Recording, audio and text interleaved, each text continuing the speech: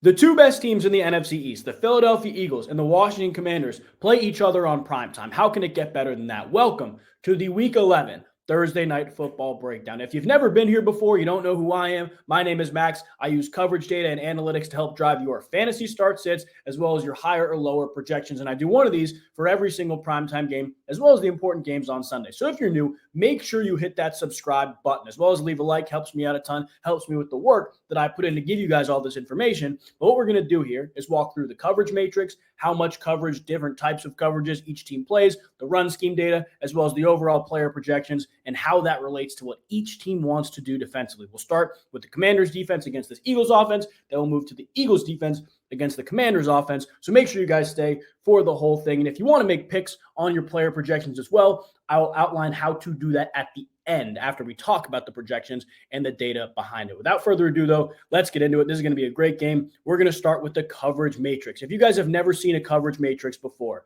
this is essentially an outline of what each team does defensively in the pass game. It gives you the man percentages, it gives you the zone percentages, and what we try to do is we try to find tips for each defense to see if they play a heavy amount of one or the other. Because when we get a better understanding of what they do defensively, we can look at receivers who are better against man, better against zone, how quarterbacks play against certain types of coverages as well, and that'll give us a really good idea for our fantasy start sits as well as our player projections. So we'll start with this Commanders defense, and I'm sure some of you guys can see right here that number 8, right? They run the 8th most man coverage in the entire NFL, 35.8%, which is a good amount. And in the last 5 games, they've run the 4th most man coverage. They play a lot of man coverage. They trust their corners, and assuming Marshawn Lattimore is able to play at least some snaps on Thursday, they're probably going to trust him even more. So I do like the Commanders defense playing man coverage against the Philadelphia Eagles. What I always look at, though, man coverage, especially when you play rushing quarterbacks, is how it relates to the quarterback rush attempts. So the last 5 weeks, the Washington Commanders have allowed the 3rd most quarterback rush attempts, as well as the 7th most quarterback rush yards. So when you look at Jalen Hurts' projections of at least 10 rush attempts, last 9 games or 9 games overall, he's hit it in 5. But against the top 10 man coverage teams, it's not as good as you would think. He's 1 of 3 hitting at least 10 rush attempts against those top 10 man coverage teams. So I look at this Commanders defense, I'm like, okay, probably not going to happen. You look at the Commanders defense and how they have gone against quarterbacks. We'll pull that up really quick for you. 2 of 10 games, a quarterback has rushed at least 10 times. And it was Caleb Williams and it was Lamar Jackson. So I tend to stay away. Then you look at the rush yards allowed as well. Jalen Hurts' projection is 41. He's hit that in 3 of 10 games, but 2 of 3 against those top half man teams. Then you look at the Commanders. It's happened twice. 3 times. Lamar Jackson, Caleb Williams, and Daniel Jones. Lamar technically missed Jalen Hurts' projection by 1, but 2 of 10 with that exact projection.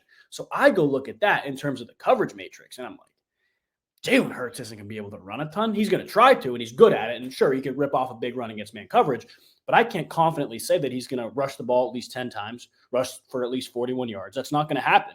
Interestingly enough, though, you go to the advanced receiving metrics for the defense, the Washington Commanders defense, and there are some pretty heavy tendencies. You look at the pass game against running backs, they're pretty good. They have the 4th lowest running back target rate in the entire NFL. The last 5 games, they've allowed the fewest receiving yards to opposing running backs, and just generally overall, the 5th fewest pass attempts to opposing quarterbacks. So you look at this and you're like, okay, there has to be some type of tip with what the Commanders do defensively that will lean us in the direction of somebody in the pass game. Lucky for you, I found a pretty big one. So you look at this, the 7th highest out wide target rate in the NFL, 43%. That's very, very high. When you move to the Philadelphia Eagles offense, look at this. The Eagles are throwing the ball out wide at the 3rd highest rate in the NFL. That is a perfect marriage of the two. You look at the routes run by the Philadelphia Eagles. Some of you guys could probably be able to guess who runs the most routes from out wide. But you look at this.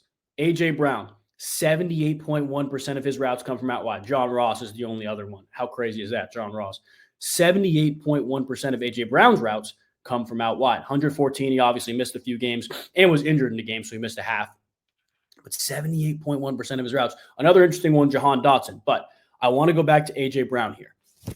His projection right now is 83 yards. It's hit in 5 of 6 games. The one game he didn't, he got hurt. And Devontae Smith is questionable. Now, I'd be shocked if Devontae Smith doesn't play. I would. I think Devontae Smith is going to play. But if that limits him in any capacity, if Jalen Hurts isn't looking that way, A.J. Brown has a whopping 5.12 yards per route run against man-to-man. 5.12. And like we just talked about, that Commanders defense is playing man last 5 games at the 4th highest rate, overall at the 8th highest rate in the entire NFL. If they can come up with some good plan, they feel confident in spying Jalen Hurts, that team is going to give one-on-one matchups to A.J. Brown. And I personally trust him against Marshawn Lattimore. I was thinking New Orleans.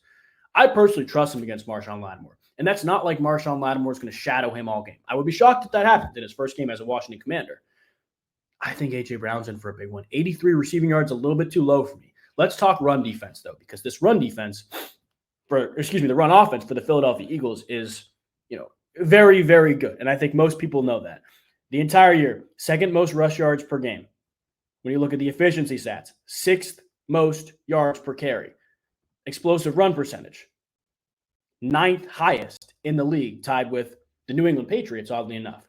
But the defense is what we really, really need to look at, because you look at this Commanders defense, and this is all year long, 5th most rush yards per game, yards per carry, 4th most yards per carry, explosive run percentage, 6th highest in the league, really tied for 4th with Tampa and Chicago. Look at that, Chicago. That blows my mind still.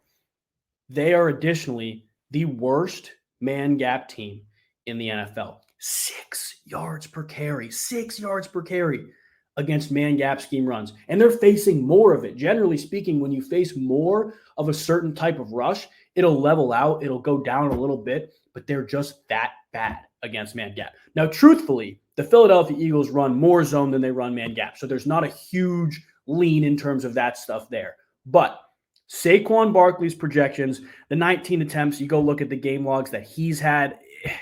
He's hit it in 4 of 9 games, and the Commanders have allowed it to happen in 2 of 9. Not going to happen, but running the football, overall yards. He's projected 95 yards. Very, very interesting thing to note. 2 things, really, but one with the Philadelphia Eagles and their rush offense. So Saquon's hit that number in 6 of 9 games. One of them, he was only 10 yards short. But these games, Tampa, we have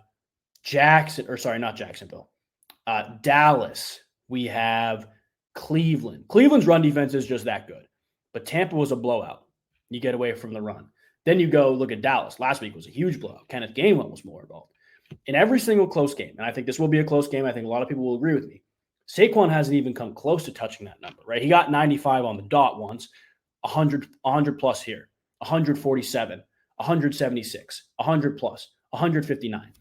To me, the matchup is too good. Additionally, the Philadelphia Eagles, most rush attempts per game in the entire NFL, and Saquon Barkley has the 3rd most rush attempts among any other running backs. You go look at the game logs against.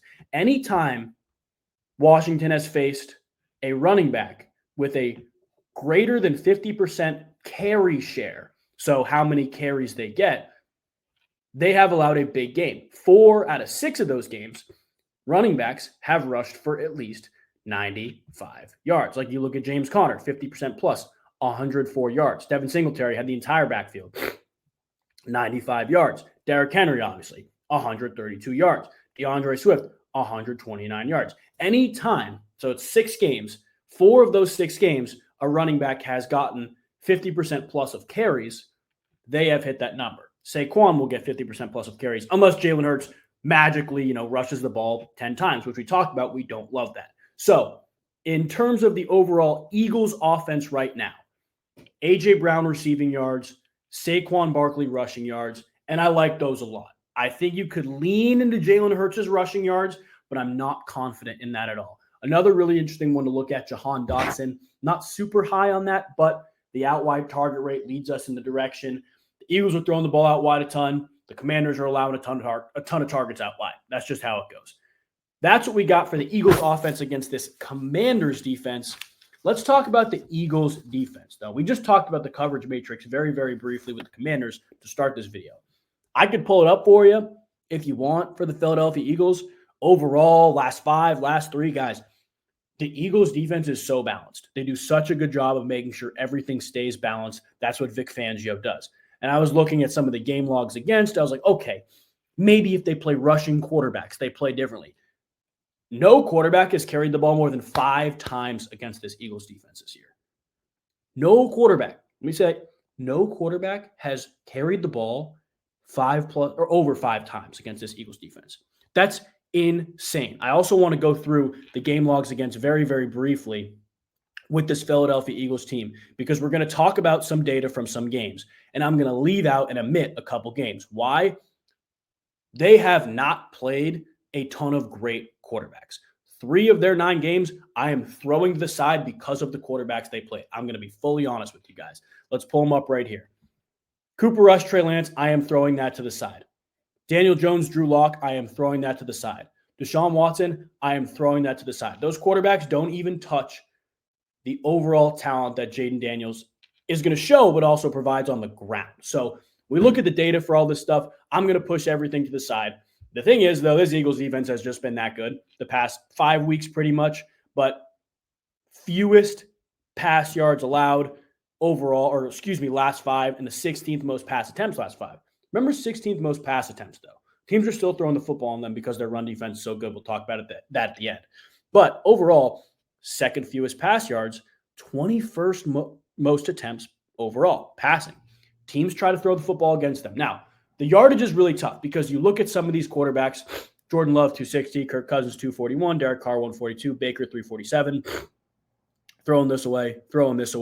Joe Burrow, 234, Trevor Lawrence, 169, throwing that away. So we really have 6 good games of sample sizes.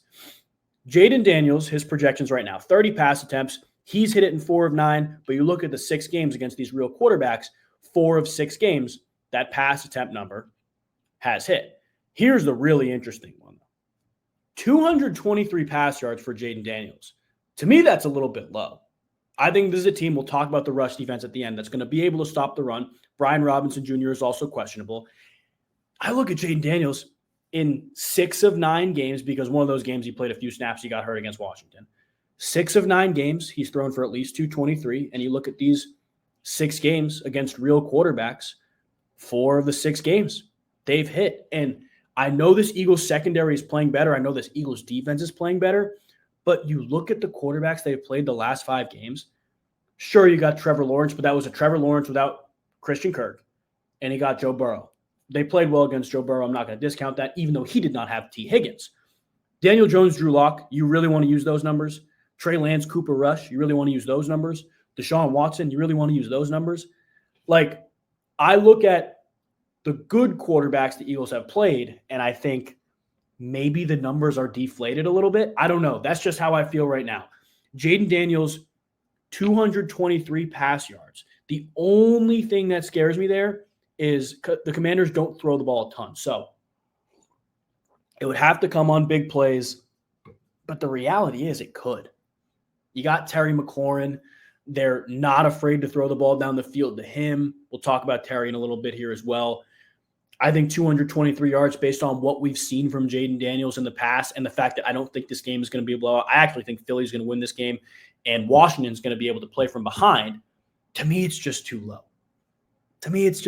Now, we'll talk running back receiving before we talk about any of the other defensive schematic stuff for Washington. But last 5 games, 12th most receptions to running backs, but 11th fewest overall. And then receiving yards to running backs, last 5, 7th fewest, and then overall 11th fewest. So no real value there, at least in my opinion, for Austin Eckler or even Brian Robinson Jr. if he plays. The target rate's kind of a nightmare. I'm not going to lie. Look at everything. I'm going to pull down here for Washington, right? This is advanced defense. You go down here for Washington. Philadelphia, not Washington. 20th highest out wide target rate. And I'm just going to scroll across the numbers here. 31.4% slot target rate. That's the 17th highest. 11.4% inline target rate. That's the 15th highest. 16.7 running back target rate. That is the 15th highest. Everything is very much middle of the pack. Middle of the pack for Philadelphia. They're extremely balanced in where they allow targets to go. Washington is not extremely balanced in where they throw the football, though. The second highest out wide target rate in the entire NFL. Their two top targets, Terry McLaurin, Noah Brown, will pull up the routes. They are both heavy out wide route runners. Heavy out wide route runners. 82.9%, 82.8%. So I go look at some of the projections for them. Terry McLaurin, this is my favorite one. 5 receptions, hit it in 6 to 10 games, and then in 4 of those 6 games where there was a real quarterback, the number one receiver had at least 5 receptions. Yards are not bad either. They're really not. He's hit it in 5 of 10 games, 4 of those 6 games with real quarterbacks. There's been the number one receiver with at least 62 yards. Here's my thing, though. I think they're going to play so much zone. I think we're going to see so much zone from Philly. I don't think they trust man enough across the board with a spy on Jaden Daniels to play it against these guys. I'm going to lean receptions, is because it's happened more often too, but receptions before I go yards. And then, I look at some of the other lines. Noah Brown, 4 catches. He's hit it in 2 of 6. 40.5 yards. He's hit it in 3 of 6. And that's all when he's played at least 50% of snaps. Zach Ertz is fascinating because he's had 4 catches in 6 of 10 games, but the Eagles don't allow a ton of stuff to tight ends. 4 of 9 games overall. 33.5 receiving yards. Hit it in 5 of 10 games. Eagles have only allowed it to happen in 4 of 9. There's no lines there. There's no belief there that makes me confident enough to lean into anybody but Terry McLaurin and Jaden Daniels pass yards. Let's talk run defense, though, because the overall rush offense for the Commanders is pretty solid too, right? 4th most rush yards per game. You look at yards per carry, 7th most yards per carry. Their explosive run percentage, 7th highest in the entire NFL. But this Philadelphia Eagles rush defense has been one really good as of late, but just really good overall. So as of late, they had I believe the fewest yards per game, bottom 5 yards per carry, and the fewest explosive run percentages. Now, you look at the overall defense from Philly, and it's a little bit, I guess, more overwhelming, but still the 5th fewest rush yards per game. You look at yards per carry, they are right around middle of the pack. I believe the 13th fewest yards per carry. They are allowing some explosive runs. That 5.8 number is the 13th highest in the NFL right now. But there's just nothing there, especially with Brian Robinson Jr. injured, to make me believe that this Washington Commanders offense can have significant and consistent success on the ground. I think Washington is going to be trailing. We talked about that a little bit. Going to have to throw the ball. The Terry McLaurin receptions and the Jaden Daniels yards, a little bit of correlation, not a ton, but very good. And then on the other side, like we talked about, A.J. Brown yards, probably my favorite of the night outside of the Saquon rush yards, especially if Philly's going to be able to pull out this game, lead, and really take control of the tempo of the game. That number for Saquon should be totally fine. So those are the 4 that I'm on. And as always, if you guys want to ride any of these with me, you can do so on Sleeper. There's a link below. If you join with code LEADS, LEADS, they will match your first deposit up to $1,500. So you can put 20 down, they'll give you 20. You can put 400 down, they'll give you 400. Whatever you want to do, they're going to give you some free cash to play with, as well as a free projection for Thursday night. Jaden Daniels having at least 1 yard. He's obviously going to have 1 yard. But I appreciate you guys watching. I appreciate you guys hopping on. If you have any other questions about your fantasy teams, your projections, make sure you comment them below and subscribe if you're not already. We will see you guys next time for the Steelers-Ravens breakdown. So make sure you subscribe so you don't miss that as well. God bless you guys, and we'll see you soon.